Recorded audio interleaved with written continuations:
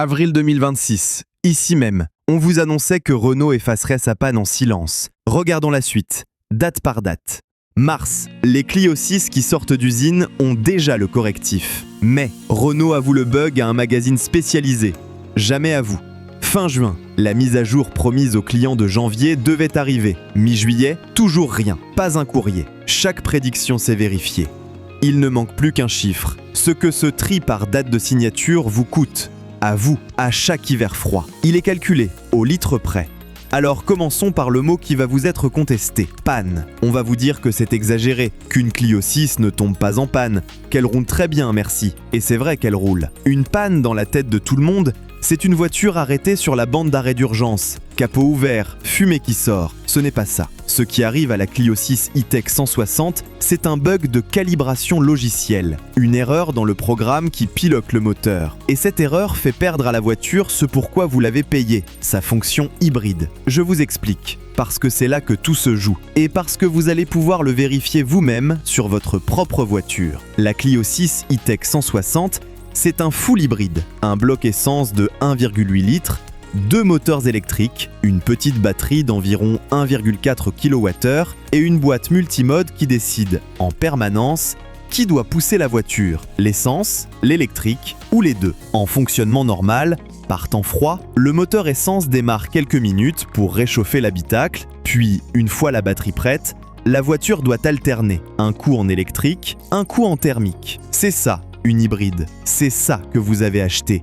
Et c'est pour ça que vous avez payé plus cher qu'une simple essence. Le bug, le voici. Quand vous sortez votre chauffage ou votre climatisation du mode auto et qu'il fait froid, disons autour de 10 à 12 degrés, le calculateur prend une décision idiote. Pour garantir votre confort, il maintient le moteur essence allumé en continu. Et surtout, il bloque le retour en électrique. Même quand la batterie est pleine. Même quand elle pourrait prendre le relais toute seule. Résultat, votre hybride roule comme une thermique pure. La moitié de la voiture ne sert plus à rien. Et la consommation, elle explose.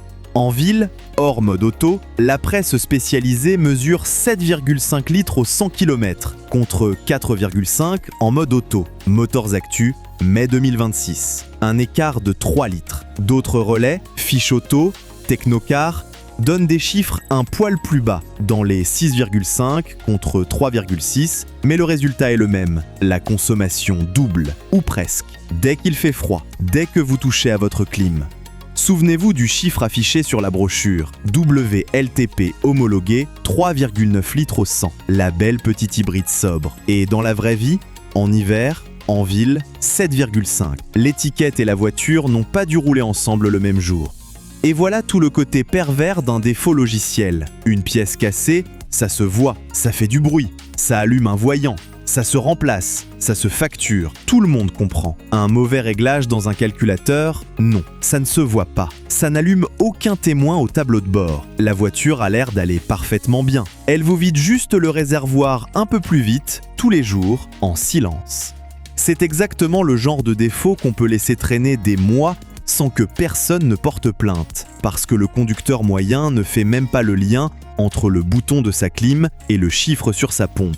Il paye et il ne sait pas qu'il paye. Voilà pour le rappel. Ça, c'était notre vidéo d'avril. Maintenant, la suite, parce que depuis avril, chaque chose qu'on vous avait annoncée s'est produite, une par une. Et je vais vous les remettre dans l'ordre, avec les dates, pour que vous voyez que ce n'est pas une coïncidence. En avril, premier point, on vous disait que Renault savait qu'un constructeur ne calibre pas un moteur par hasard, qu'il connaissait ce comportement. Vérifié. En mai 2026, Renault confirme le bug à l'Automobile Magazine, relayé par Motors Actu. Confirme, noir sur blanc, qu'une mise à jour est en préparation. L'aveu, officiel, mais pas dans un courrier à ses clients, dans un magazine que lit l'amateur. Éclairé, celui qui suit l'actualité auto de près, pas votre voisin qui a signé son bon de commande en janvier et qui n'y connaît rien. On avoue, là où le client ne va pas lire. Retenez ça, on y revient.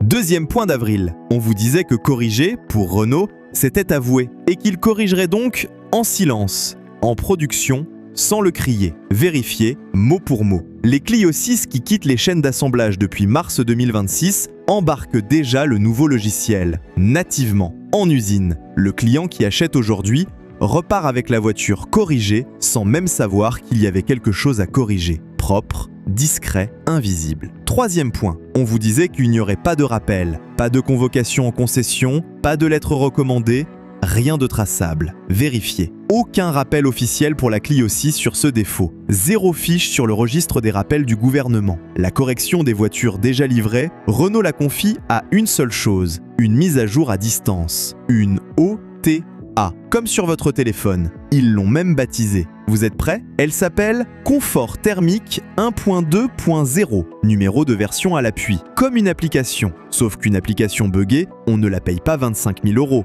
et on n'attend pas 6 mois le correctif.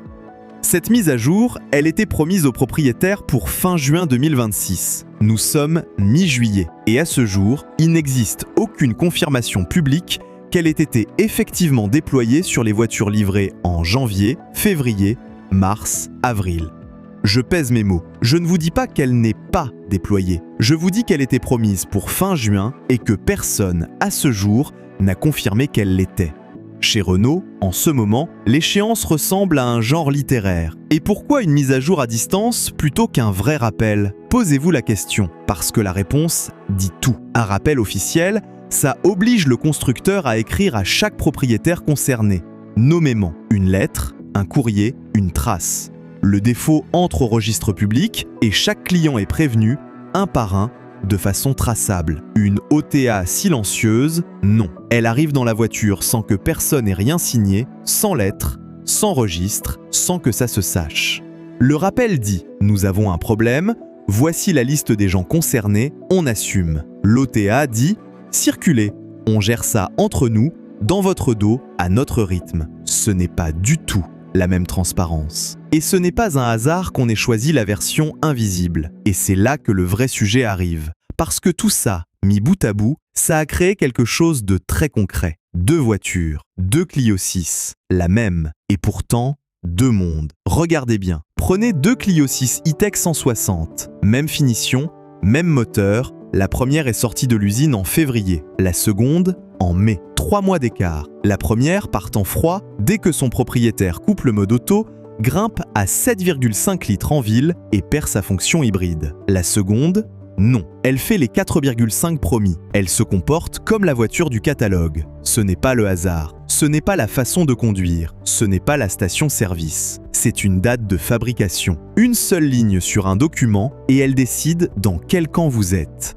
Renault a, de fait, découpé sa clientèle en 2. D'un côté, ceux qui achètent depuis mars. Ils roulent avec la voiture qu'on leur a vendue. Tant mieux pour eux, sincèrement. De l'autre, ceux qui ont fait confiance au lancement, qui ont signé en janvier, février, mars. Ceux qui étaient assez enthousiastes pour être les premiers. Ceux-là, ils ont payé plein tarif pour tester un logiciel non fini. Le bêta-testeur, d'habitude, on le paye, ou au moins, on lui offre le produit. Là, c'est l'inverse. C'est lui qui a payé pour tester. Et il attend toujours. Et il y a pire pour lui. Le jour où il voudra revendre sa Clio 6 de janvier, il revendra une voiture qui traîne cette histoire. L'acheteur d'occasion averti demandera si le correctif est bien passé et fera baisser le prix au moindre doute. Celui qui n'est pas averti héritera du bug sans le savoir et paiera à son tour ses litres en trop sans comprendre pourquoi sa soi-disant hybride boit comme une thermique. Le défaut ne s'arrête pas au premier propriétaire, il se transmet avec la voiture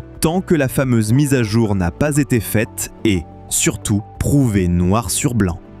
Et pendant qu'il attend, il paie tous les matins froids. Faisons le compte ensemble, calmement, parce que ce chiffre, il est pour vous.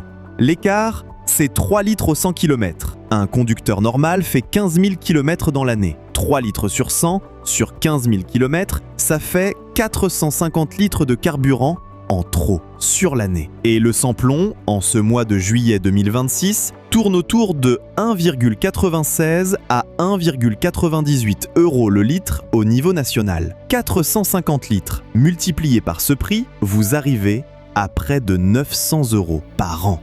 Soyons honnêtes, et c'est important, parce que je ne vais pas vous vendre un chiffre gonflé. Ces 900 €, c'est un maximum. C'est le pire cas. L'écart de 3 litres ne se produit que par temps froid, sous 10 à 12 degrés et hors mode auto. En plein été, avec la clim en auto, votre Clio consomme normalement. Ce chiffre représente les mois d'hiver étalés sur l'année. Mais voilà le problème, le froid et le chauffage, c'est exactement l'usage pour lequel vous avez payé le surcoût de l'hybride. Vous avez acheté une hybride sobre pour vos trajets d'hiver en ville. Et c'est précisément là, dans cet usage-là, qu'elle vous trahit. Elle est parfaite quand vous n'avez pas besoin d'elle, et gourmande quand vous comptez sur elle. Près de 900 € pour rouler exactement comme prévu, chauffage allumé, dans une voiture vendue comme économe. Pendant que le voisin, qui a signé 3 mois plus tard, ne paye rien de tout ça. Et ce n'est pas une facture d'une seule année. Une voiture, vous la gardez 5 ans, 7 ans, souvent plus. Étaler ces mois d'hiver surfacturés sur toute la durée, année après année, tant que le correctif n'est pas confirmé sur votre exemplaire, et ça finit par représenter le prix d'un beau paquet d'options que vous n'avez jamais commandé. Vous avez déjà payé le surcoût de l'hybride une fois, à l'achat, comptant, et vous le repayez en carburant chaque hiver. 2 fois pour la même promesse, et elle n'est même pas tenue.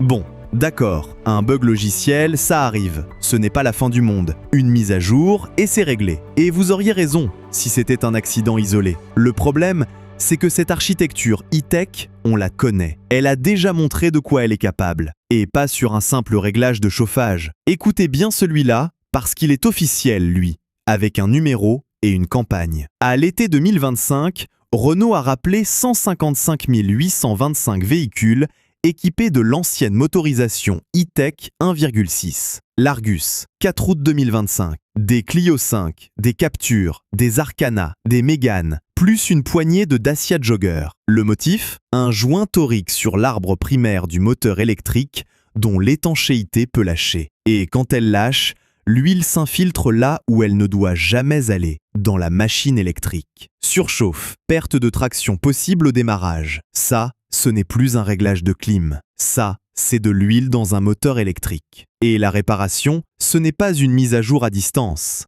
C'est un contrôle physique, une reprogrammation de calculateur et le remplacement du joint en atelier. Voiture immobilisée. Attention, et je le dis clairement pour que personne ne se trompe, ce rappel-là, ce n'est pas votre Clio 6. Ce sont des modèles plus anciens, sur le 1,6, pas le 1,8 de la Clio 6. Je ne mélange pas les deux voitures et je n'additionne aucun chiffre. Ce que je pointe, c'est autre chose. C'est que cette famille de mécaniques hybrides Renault a un historique. Ce rappel de 155 825 véhicules, ce n'est même pas le premier sur cette architecture. Il y en avait déjà eu un autre, en 2020, sur des dizaines de milliers de voitures de la même famille, pour une histoire de calculateur à reprogrammer. 2 opérations lourdes, distinctes, sur la même génération de mécanique. Ce n'est pas la première fois, ce n'est pas un coup de malchance. C'est un système hybride qui régulièrement se finalise chez le client plutôt qu'en bureau d'études. Et l'ambiance générale ne va pas dans l'autre sens. En juillet 2026, Renault a encore publié une fiche de rappel, sur l'Austral cette fois, pour un calculateur d'ABS mal programmé. Rien à voir avec la Clio, je le précise, c'est une autre voiture, un autre défaut. Mais ça pose le décor. Renault, en ce moment, enchaîne les rappels. Alors quand on remet la Clio 6 dans cette lignée, la question change. Ce n'est plus « est-ce qu'un bug de chauffage, c'est grave ?» La question c'est « combien de temps encore une architecture hybride va être vendue neuve, pleine, à des clients qui découvrent les défauts après avoir signé ?» Le bug de calibration de la Clio 6 n'est pas une exception dans le tableau, il est parfaitement à sa place. Bon, assez décrit le problème. Vous êtes concerné ou vous êtes sur le point d'acheter et vous voulez savoir quoi faire concrètement.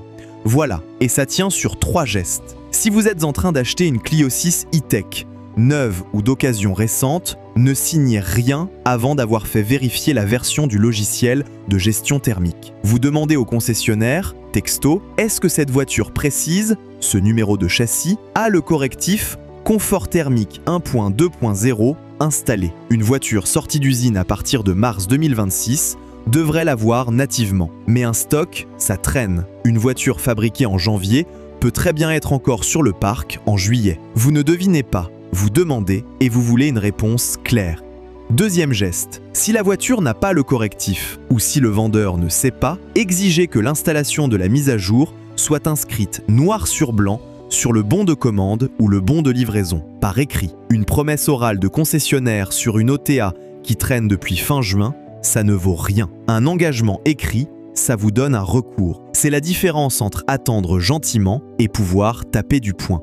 Et en attendant que la mise à jour arrive, si vous roulez déjà avec, le contournement provisoire, le voici. Laissez votre climatisation en mode auto, strictement. Ne la sortez pas de l'auto quand il fait froid. Oui, je sais, ça veut dire ne pas vous servir librement de votre propre clim, dans votre propre voiture, pour ne pas doubler votre consommation. C'est une consigne absurde. C'est le client qui s'adapte au bug, au lieu du constructeur qui répare. Mais tant que le correctif n'est pas confirmé sur votre voiture, c'est ça qui vous protège votre portefeuille. Le mode auto strict. Retenez-le.